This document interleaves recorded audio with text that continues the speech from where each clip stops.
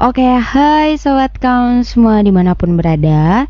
Oke, kali ini ketemu lagi sama gue Sarah dan gue yang akan membawakan Pokemon hari ini. Ya, hari ini gue sendirian, gak ditemenin sama siapa-siapa gitu kan. Kalau kemarin ada Bella sama Tessa. Dan sekarang ini ketemu lagi sama gue, Sarah. Nah, hari ini gue bakal bahas soal patah hati. Kenapa gue bahas hal ini? Karena gue lagi ngerasain patah hati gitu kan. Nggak, bercanda. Nah jadi receh kan gue. Jadi kenapa gue mau bahas patah hati? Soalnya hal ini akhir-akhir ini sering banget banyak yang curhat sama gue. Dan gue jadi penasaran gitu.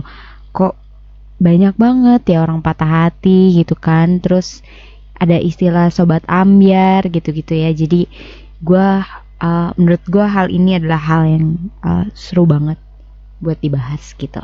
Oke, pertama-tama gue di sini nggak untuk membahas atau nge-compare, membandingkan patah hati siapa yang paling sakit, patah hati seperti apa yang menyakitkan gitu kan, karena semua patah hati itu berdampak menyakitkan buat diri kita.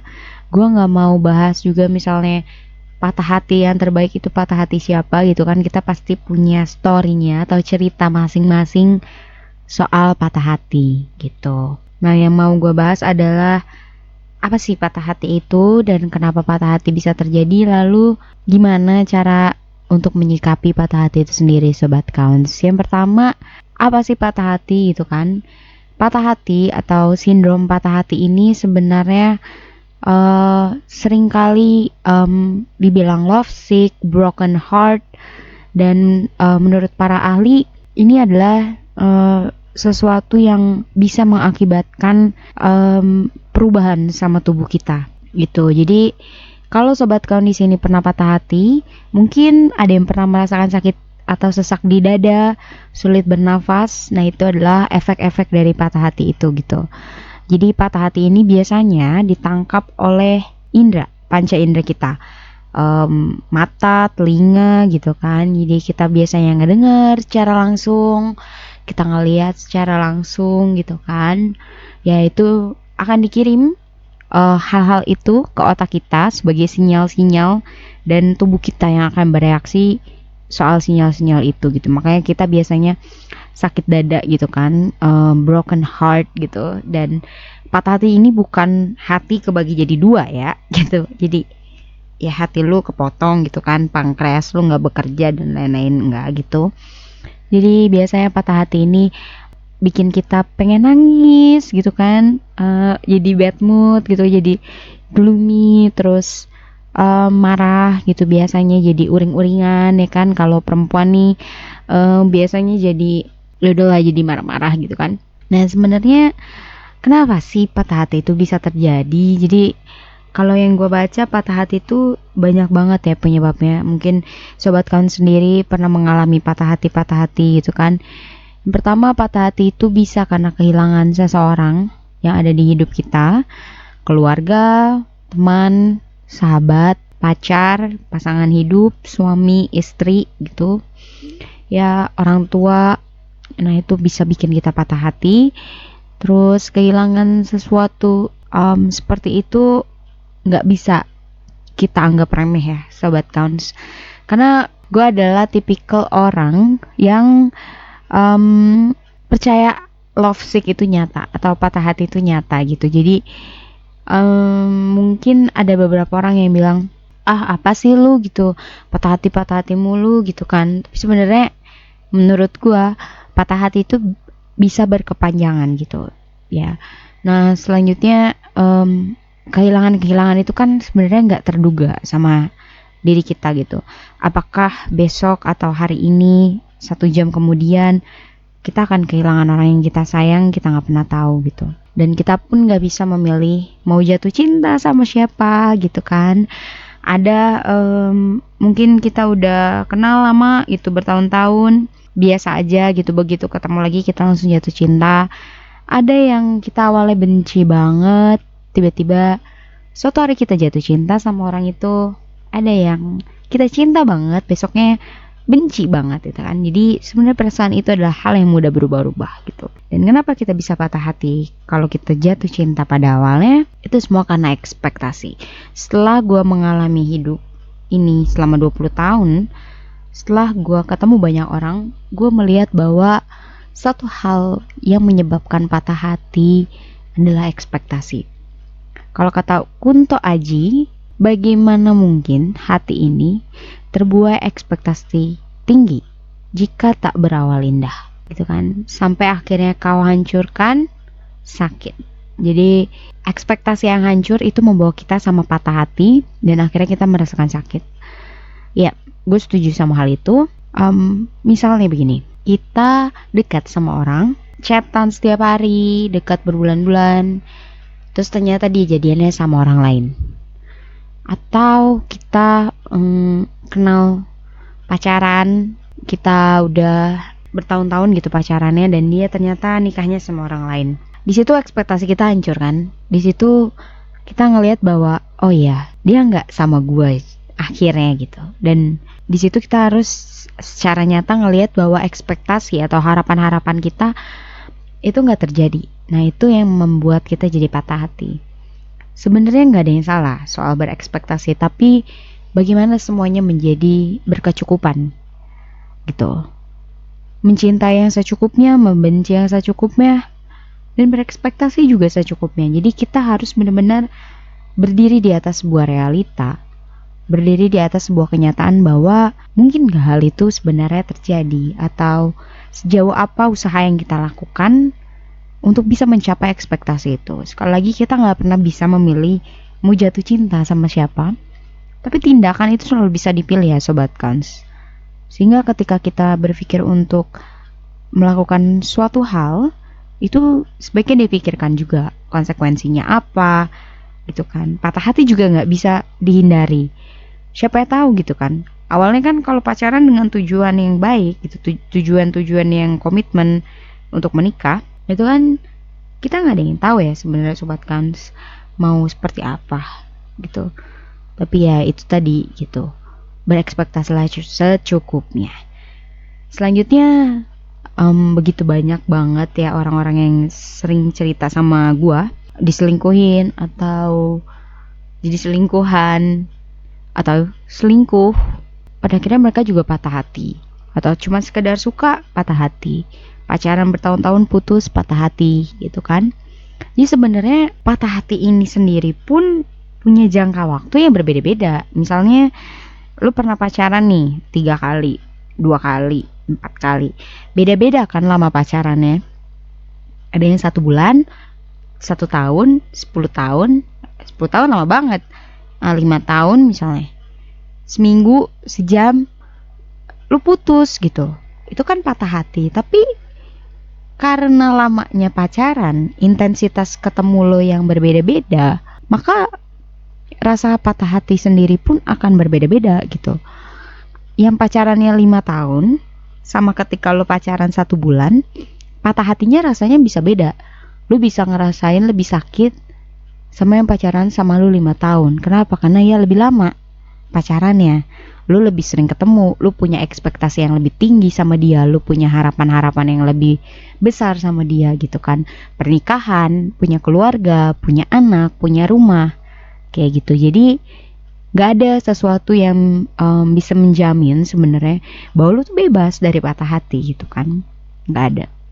Kita pasti bakal pernah patah hati gitu.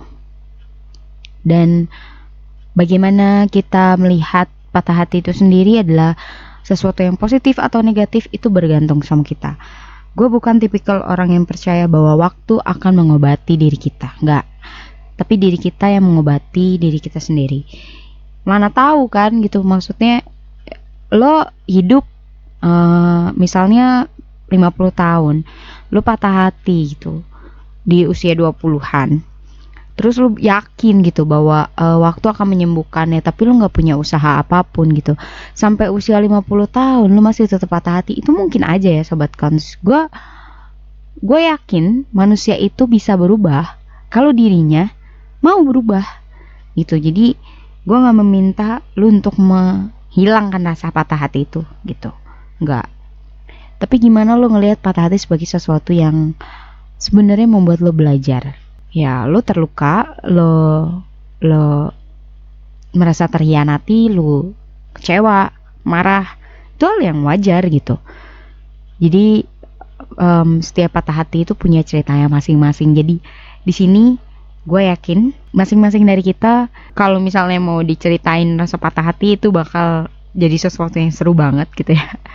Gue sendiri pun pernah patah hati dan gue ngelihat sebagai sesuatu yang bikin gue belajar gitu, belajar banyak hal. Dan itu tadi ya Sobat Kans, kalau misalnya lo ngelihat patah hati sebagai hal yang negatif, yaudah diri lu jadi negatif gitu, diri lu jadi nggak ngelihat itu sebagai sesuatu yang bisa lo pelajari gitu. Karena kan patah hati itu sendiri rasa sakitnya beda-beda ya Sobat Kans, akibatnya pun beda-beda. Ada yang bisa bikin lo stres doang gitu. Gue sendiri pun pernah stres berbulan-bulan, pernah stres tahun, stres minggu doang gitu. Ya udah gitu. Itu beda-beda gitu. Kenapa? Karena intensitas lo ketemu sama dia itu beda-beda gitu kan. Ada yang lo ketemu sama dia seminggu full pacaran gitu, atau tahun-tahun full kan. Sekarang lagi lockdown nih ya, lagi stay di rumah aja. Ya itu tadi, itu juga bisa bikin lo mulai kehilangan dia yang biasanya quality time hampir setiap minggu, seminggu sekali gitu, tiba-tiba jadi enggak. Nah itu juga bisa membawa lo, menggiring lo sama situasi sindrom patah hati ini. Nah gimana sih untuk menyikapi patah hati? Lo bisa cari di internet sebenarnya, banyak banget solusi untuk mengatasi patah hati. Tapi mana yang work buat lo, itu lo yang bisa pilih Sobat Kans gitu. Jadi luka kita kan beda-beda ya, luka setiap orang itu berbeda. Kita harus mengenali luka kita itu seperti apa. Setelah itu kita bisa memilih obat untuk mengobati luka itu. Beda penyakit beda obatnya gitu. Jadi ketika lo udah tahu, oh gue patah hatinya soal ini nih gitu, apakah dengan lo traveling itu bisa selesai? Apakah dengan lo nonton film itu bisa selesai? Apakah dengan lo cerita sama teman itu bisa selesai? Gitu. Jadi sebenarnya buat gue sendiri, buat gue pribadi Sobat Kans, cara gue untuk bisa menerima dan mengatasi patah hati gue yang pertama banget gue lakuin adalah gue menerima perasaan patah hati itu. Mau gak mau, gue harus menerima itu. Gue menyadari bahwa ya nih gue harus meninggalkan dia, ya nih gue ditinggalin sama dia, ya gue dihianatin sama dia, ya gue harus pergi gitu saat ini. Jadi ada banyak banget hal-hal yang harus lo terima dulu kenyataannya bahwa lo tuh lagi patah hati gitu. Lo tuh bahwa hubungan lo tuh harus berhenti sampai di sini aja gitu. Jangan sampai lo, gue nggak patah hati nih, gue fine aja gitu. Lo nunjukin sama semua orang bahwa lo baik-baik aja, tapi sebenarnya nggak. Gue nggak mau kayak gitu. Biasanya gue bakal bilang ke gue patah hati kalau gue begini-begini gitu sama orang-orang terdekat gue yang gue percaya, misal sama teman-teman gue, sama sahabat gue. Biasanya gue cerita gitu, gue menerima bahwa gue lagi patah hati, gue nangis ya gue nangis, gue kecewa gue bilang gitu. Hal yang biasa gue lakuin ya gue bisa nulis gitu. Selanjutnya adalah lu belajar untuk memaafkan diri lu dan orang lain. Lu udah menerima, lu jangan maki-maki diri lu jangan marah-marahin diri lu. Dasar ya kamu ya, aku nih bodoh banget ya, bisa-bisanya percaya sama dia, terus dia balikan sama mantannya, bisa-bisanya aku jadi pilihan keduanya dia gitu kan. Ya udah gitu. Atau lu kehilangan dia gitu, dia pergi karena gue, ini semua salah gue. Jangan sampai lu nyalain diri lu ya Sobat Kans. Ingat, setiap pertemuan itu pasti ada perpisahan, baik dengan maut ataupun dengan kata pisah yang gak pernah kita duga. Semuanya gak ada yang pernah kita duga sebenarnya, tapi kita harus tahu bahwa setiap pertemuan itu ada perpisahan gitu. Dan mau gak mau kita harus pergi gitu. Selanjutnya, lu memaafkan orang itu. Ini pengalaman gue banget sih. Gue pernah ketemu sama orang yang dia ini udah patah hati berkali-kali gitu, dan dia akhirnya nggak percaya sama orang lain.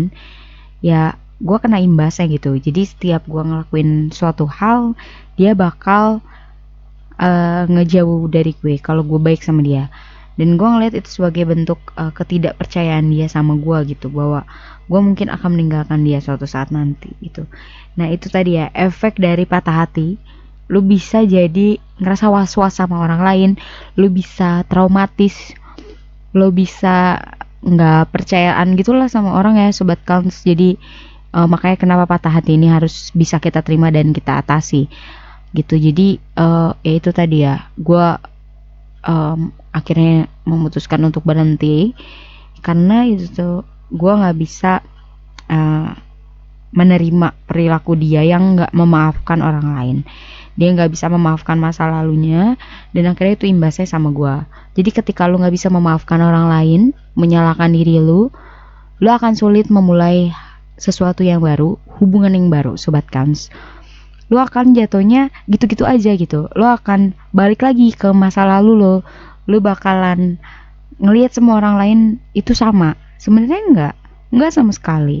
Setiap orang itu punya sifat dan karakteristik yang berbeda. Begitu pula dalam membina hubungan. Jadi kalau misalnya lu ngeliat udahlah dia tuh nggak bakal bareng lagi sama gue, nggak bakal ada yang cinta lagi kayak dia ke gue gitu, nggak Sobat Kams. Kalau lu yakin, lu maafin diri lu maafin orang lain, lu bisa terima bahwa diri lu lagi mengalami patah hati, itu bisa aja lu bisa memulai hubungan yang baru gitu. Gue biasanya ngelakuin itu ya Sobat Kams. Jadi baru abis itu misalnya gue traveling, gue main liburan sama teman-teman gue, itu dalam kondisi yang gue udah fine, udah bisa ngetawain masalah gue itu. Dan sebenarnya kalau urutannya lu mau bolak-balik ya terserah lu sih sebenarnya. Selanjutnya gue bisa cerita sama teman-teman gue, sama sahabat gue gitu. Jadi mereka ngebantuin diri gue buat nerima hal itu juga gitu. Kadang kan kita jadi nggak realistis ya, jatuh cinta kita nggak realistis, biasanya jatuh cinta kita jadi buta, patah hati pun kita bisa jadi seperti itu. Kita jadi ngelihat semua hal jadi buruk. Kalau patah hati kan semua hal jadi menyenangkan. Kalau terbalik, jatuh cinta semua hal jadi menyenangkan, patah hati semua hal jadi buruk. Jadi biasanya kalau kita bisa cerita sama orang, itu kita dibantu untuk ngelihat sesuatu bahwa ya emang ada sesuatu yang baik dan ada sesuatu yang buruk, dan hal itu nggak bisa kita hindari, bahwa di setiap hal yang buruk pasti akan ada sebuah kebaikan gitu loh Sobat Kans. Kalau gue biasanya kayak gitu, jadi mungkin versi kalian beda gitu. Nah kalau misalnya kalian punya versi yang lain, kalian bisa komen nih di YouTube-nya Sobat Kans, terus di Instagram bisa kalian ceritain gitu kan. Jadi ya itu tadi ya Sobat Kans, kalau gue versi gue seperti itu gitu. Jadi gue bisa memulai hubungan yang baru lagi. Begitupun sama berteman, begitu juga sama bersahabat. Karena kan kita nggak cuma patah hati itu nggak cuma soal pasangan ya, tapi paling banyak kan soal pasangan gitu. Dan banyak banget sih pelajaran-pelajaran yang gue dapetin dari patah hati gitu. Adalah episode-episode kehidupan bahwa kita kan hidup itu seperti perjalanan gitu. Apakah orang yang kita temui ini adalah ujung perjalanan kita, atau dia hanya sekedar di persimpangan aja yang kita ketemu di pinggir jalan misalnya gitu kan.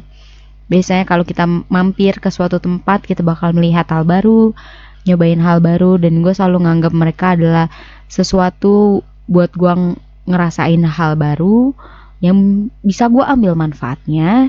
Gue gak mau menghakimi masa lalu seseorang, karena gue pun gak suka dihakimi. Jadi masa lalu orang patah hati, nyakitin orang lain ya kan, itu marilah kita berdamai dengan masa lalu dan memulai sesuatu yang baru gitu. Jadi patah hati ini bukanlah sesuatu yang bisa kita abaikan, karena love sick itu nyata. Dan tapi kita gak bisa terus terfokus sama sesuatu ini, jadi harus kita selesaikan Sobat Kans. Dan itu tadi buat gue caranya menyelesaikannya seperti itu. Kalau misalnya kalian ngerasa kalian perlu membagikan cerita kalian, silahkan. Sama teman kalian, sama sahabat kalian, sama Sobat Kans juga boleh. Kalau kalian perlu untuk penanganan lebih lanjut, kalian bisa datang ke konselor, psikolog, dan psikiater. Ingat, jangan melakukan self-diagnosed ya. Dan itu aja dari gua. Jangan lupa komen, like, and subscribe di YouTube. Terus follow di Spotify, Pokemon podcastnya kita, podcast kesehatan mental. Jangan lupa juga like di Instagram, share sebanyak-banyaknya, membagikan kebaikan ya kan sama orang-orang. Segitu aja Sobat Cons. See you on the next podcast. Bye-bye.